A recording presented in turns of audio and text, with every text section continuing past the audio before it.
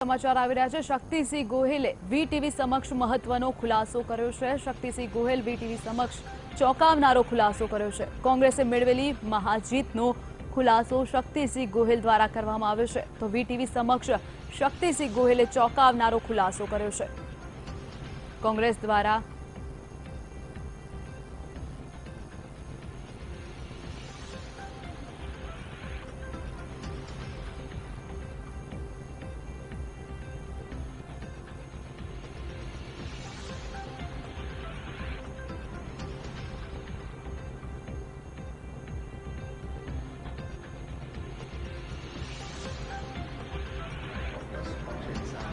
अनेक प्रकारना पगलाओ भरी शकाय छे। पक्ष प्रकारों कहीશું सात ગયા હતા, 6 રાજીનામા આપ્યા હતા।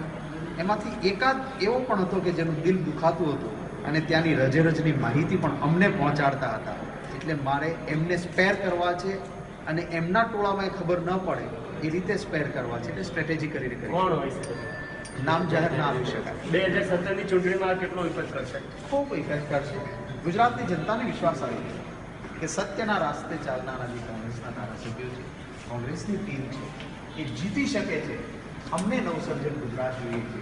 ચોક્કસ પક્ષની સામે અનેક પ્રકારના પગલાઓ ભરી શકાય છે। પક્ષ પ્રકારોને કહીશું સાત ગયા હતા, 6 રાજીનામા આપ્યા હતા।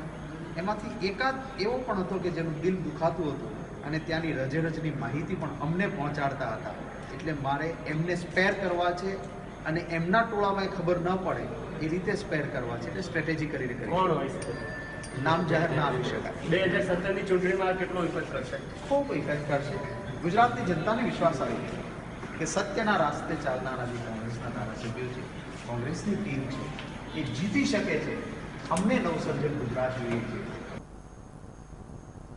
તો આ રીતે જે રીતે કોંગ્રેસમાંથી 6 ધારાસભ્યોએ રાજીનામા આપ્યા હતા, ત્યારે શક્તિસિંહ ગોહિલ આજે મોટો ઘટસ્ફોટ કર્યો છે। વીટીવીની ટીમ સાથે વાત કરતા તેમણે જણાવ્યું છે કે જે 6 લોકોએ ધારાસભ્યોએ રાજીનામા આપ્યા છે તેમાંથી એક વ્યક્તિ અમને રજની માહિતી પૂરી પાડતી હતી, પરંતુ તેમણે તે વ્યક્તિનું નામ જણાવવાનું મનાઈ કરી હતી।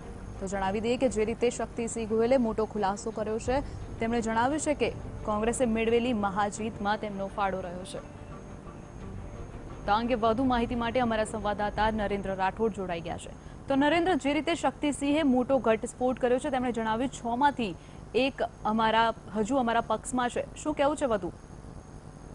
જી, જે પરિણામો આવી ચૂક્યા છે અને એની અંદર શક્તિસિંહની ખૂબ મહત્વની ભૂમિકા રહી હતી। તારણહાર તરીકે તેમને જોવામાં આવ્યા હતા, ત્યારે એક ખૂબ મહત્વનું નિવેદન એમના દ્વારા કરવામાં આવ્યું છે અને આ એક કોંગ્રેસની સ્ટ્રેટેજીનો ભાગ હોવાનું એ નિવેદન પરથી અત્યારે જાણવા મળી રહ્યું છે।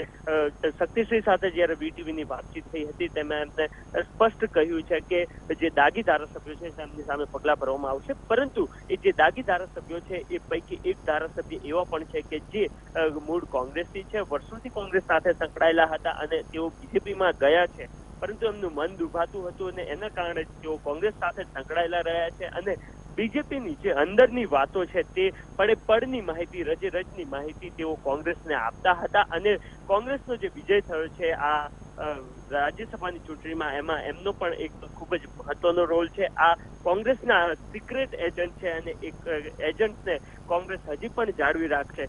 જ્યારે વીટીવી એમને આ પ્રશ્ન કર્યો હતો કે આ સિક્રેટ એજન્ટ કોણ છે, તો એ બાબતે તેમના દ્વારા કંઈ પણ કહેવા ઇનકાર કરી દેવામાં આવ્યો છે। દાગી ધારાસભ્યોની સામે પગલાં ભરવામાં આવશે, પરંતુ આ જે સિક્રેટ એજન્ટ છે એની સામે કોઈ પાર્ટી પગલાં ભરશે નહીં અને એમને અલગ તારવવાનો એક પ્રયાસ પાર્ટી દ્વારા કરવામાં આવશે। એટલે ખૂબ જ મોટું નિવેદન તરીકે જોવામાં આવી રહ્યું છે, કારણ કે કોંગ્રેસને તોડવા માટે ભારતીય જનતા પાર્ટી દ્વારા કોંગ્રેસના ધારાસભ્યોને બીજેપીમાં લાવવામાં આવ્યા હતા, સમાવવામાં આવ્યા હતા અને